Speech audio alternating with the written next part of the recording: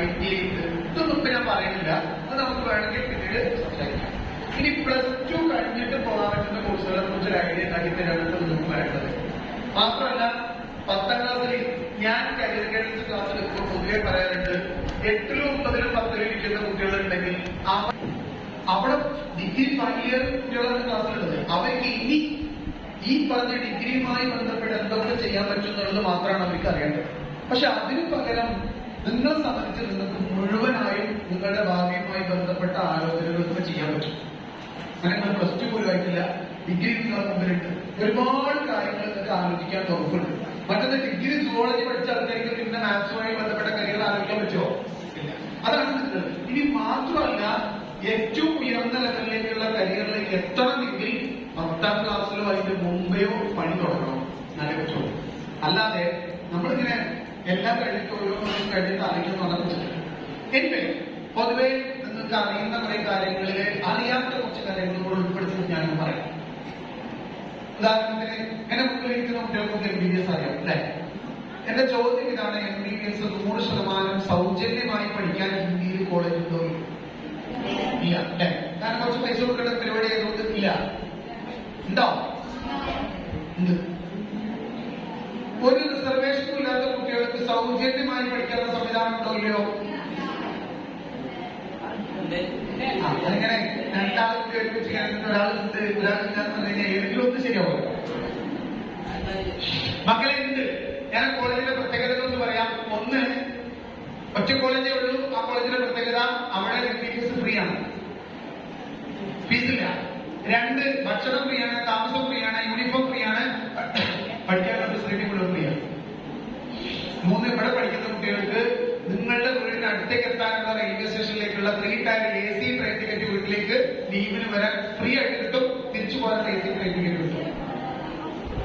4, ഇവിടെ പഠിക്കുന്ന കുട്ടികൾക്ക് വർഷത്തിൽ ഏകദേശം ഒരു 12,000 രൂപയോളം പോക്കറ്റ് മണി ആയിട്ട് ഇങ്ങോട്ട് പൈസ കിട്ടും.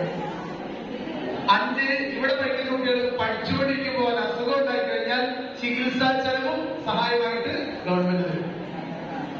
6, നമ്മളെ വഴിവെട്ടാൻ പോയിട്ടുള്ളൂ, ഇനിയുണ്ട്.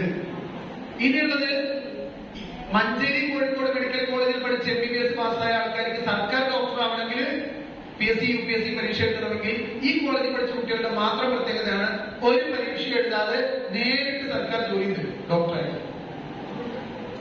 അടുത്തത്, ഈ മറ്റുള്ള MBBS ഡോക്ടർമാരെ പോലെ PSC UPSC പരീക്ഷ എഴുതിയാലും 56-60 വയസ്സിലേക്ക് ജോലി ചെയ്യണമെങ്കിൽ ഈ കോളേജിൽ പഠിച്ച കുട്ടികളുടെ മാത്രം പ്രത്യേകതയാണ് പഠിച്ചു കഴിഞ്ഞ് ആകെ 7 കൊല്ലം ജോലി ചെയ്താൽ മതി, അവിടെ അങ്ങോട്ട് മരിക്കണം വരെ പെൻഷൻ കിട്ടും.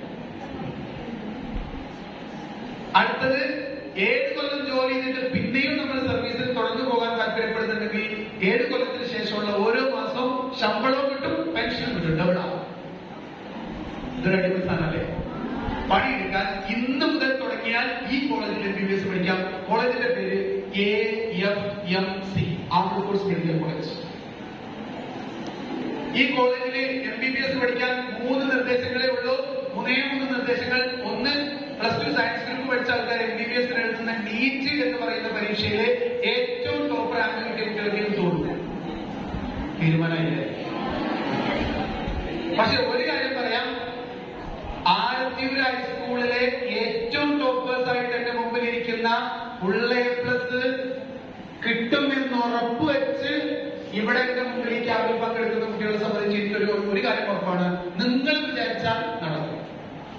പക്ഷെ വിചാരിക്കണം.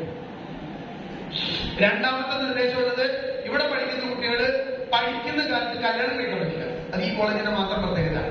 സ്റ്റുഡന്റ് ആയിരിക്കുന്ന സമയത്ത് MBBS പഠിക്കുന്ന കാലത്ത് അൺമാരീഡ് ആയിരിക്കണം, ലീഗലി മാരേജ് കഴിക്കാൻ പറ്റില്ല. 3ാമത്തെ നിർദ്ദേശം, ഇവിടെ പഠിക്കുന്ന കുട്ടികൾ പഠിച്ചു കഴിഞ്ഞാൽ 7 കൊല്ലത്തെ സർവീസ് നിർബന്ധമായിട്ടും ചെയ്യിക്കണം. ഇടയ്ക്ക് വെച്ച് ജോലി ഞാൻ ചെയ്യില്ല എന്ന് പറഞ്ഞിട്ട് നിർത്തി പോവുകയാണെങ്കിൽ കുഴപ്പമൊന്നുമില്ല, ഒരു ഫൈൻ അവിടെ കൊടുക്കണം. ആ ഫൈൻ വലിയൊരു എമൗണ്ട് ആയിട്ട് എനിക്ക് തോന്നി. കഴിഞ്ഞ കൊല്ലത്തെ ഫൈൻ 63 ലക്ഷം രൂപ.